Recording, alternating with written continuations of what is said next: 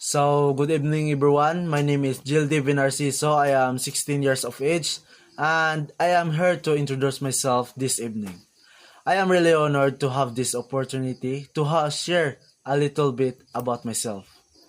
First of all, I am 16 years old and currently in grade 11 student. I have to say that it has been an incredible journey so far. I have had the privilege of being a part of various activities and organizations throughout my time here, which has helped shape me into the person I am today.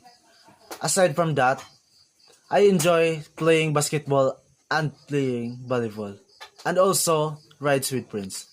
These activities not only help me relax and have fun, but they also contribute to my personal growth and development. I am excited for what the future holds, both academically and personally. I look forward to the new challenges and opportunities that lie ahead, and I am eager to continue growing as an individual throughout my journey in this school. So, thank you for your attention and good evening everyone. Yo.